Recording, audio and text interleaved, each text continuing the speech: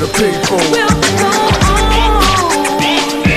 Bringing it back to the people. Yearning, burning. What is it for? We ain't go.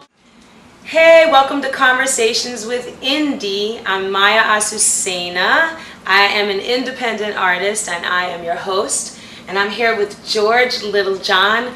George Littlejohn is a man of many gifts, one of which is that he's the founder of Purpose Records, a co-founder, I should say, together with Russell Johnson, and also co-founder of Purpose Music Group, which is a management company. And today I wanted to talk with George about Purpose Records, being an independent label in this climate, and how has the face of distribution changed in the past couple of years as a label? Like, I'd like to know from you. Okay, well, distribution just this whole conversation started because we're talking about distribution, and I was telling you that it surprised me how people say that's what they're looking for. It's distribution. As distribution is different from what it used to be. So you're saying when artists tell you they're looking for distribution, right, and you're saying it's different. It's very different because in the past, distribution meant trying to get your music in as many stores as possible, whether it be through a major label like a Universal or Capitol Atlantic, or through independent distribution like, an ADA, a Koch, or like Select Hits we use. The thing is, unfortunately, retail is going downhill. There's no more Tower, there's no more Virgin Megastore, there's no more HMV. And a lot of independent stores have gone. So the thing is, when you talk about distribution, it's like, what are you really talking about? We're talking about Target, maybe. We're talking about Best Buy, maybe. And then those stores are carrying less and less product. And Borders, actually, I understand, is going to get rid of music, period. And did Barnes & Noble's already get rid of music? They're on their way. Which is really crazy. So what is distribution now? And you're still, Purpose Records is still putting releases out. We're still putting records out because the thing is, there are some independent stores that still mean something, like a Dusty Grooves, like a Dr. Wax in Chicago, like a Sound of Market in Philadelphia. But the key thing is, I think, looking for alternative ways to get to people.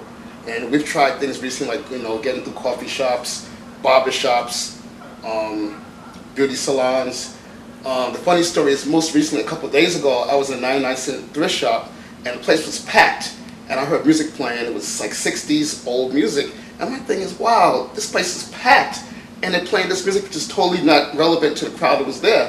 So I went to the guy, I said to him, would you like to start playing some new music? And he said, what kind of music? I said, music that music that you can make money off of.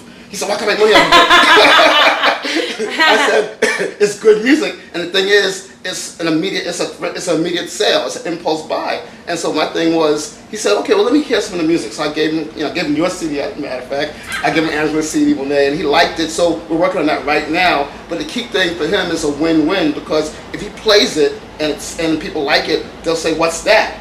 And that's a sale for him, which he didn't expect. So we're trying to look for more things like that now, trying to be more creative. So my main thing is kind of looking for places where people gather, where there's a captive audience, and getting music to them that way.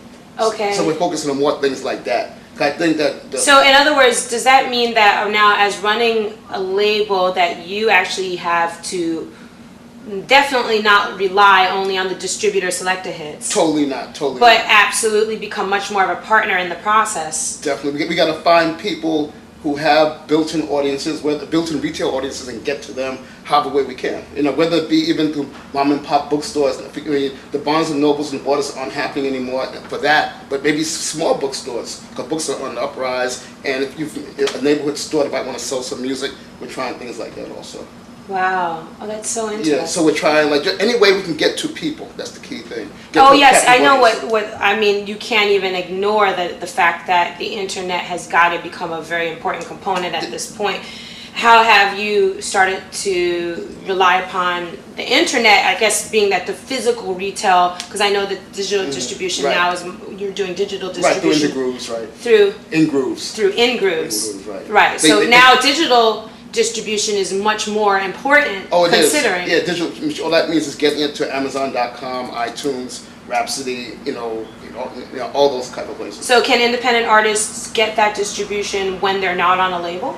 Yes, they can. They can go directly to iTunes. They can go directly to Amazon. They can go directly to Napster, definitely. So, okay, cool. So how does that pose a challenge to labels now in terms of losing artists to the internet, or do the artists still need the label? The way we look at it now is more of a partnership. The whole thing is, I think, like there's some artists I think who are aggressive, who are creative, and they can do it by themselves. But with us, we feel we offer a team. That's the whole thing. Right. We're more of a partnership. Not like we're the label and you're the artist. We're more of a team effort. That's how we look at it. Wow. So the artist can focus on the creative, we can focus on the business, and then work together with ideas. That's how we look at doing things like that. And now, instead of relying only on the physical product, you have the label has a source of income through digital distribution as well. Right. And the other thing too is we like to partner with people. I give an example. Last week we had a release party for an artist, Shay Fio. She played at a restaurant, and she sold 65 CDs. So the people who gave the party, they said, well, can we sell her CD on our website? And I said, of course. And those are the kind of things that we'll start doing more of now. You know? So you're open to unique and creative situations. So somebody was like saying, why don't you just sell it on your site? They said, we can do that, but the whole thing is we want to help other businesses too. Right. So it's got to be a win-win situation. And even though the climate has changed, and even the definition of distribution has changed, to be honest, but it doesn't mean that it's impossible for your music to be out in the world, and it doesn't mean that it's impossible for a label to thrive. It's just that I think that we all need to accept the fact that times are changing and sort of embrace that. Right. And in rolling with the punches, we come up with creative and unique ways of taking advantage of the new climate, right? Right, we got to find new ways of getting music to people. Like even a couple of days ago, I passed by a shoe store and I said, you know what, I'm going by there one day because it was crowded. So I'm going by it on the hill. No, you have to. You know? So you got to think outside the box. And once again, I'm here with George Littlejohn of Purpose Records. I'm Maya Azucena, and you have just experienced Conversations with Indie. Thank you. Thank you.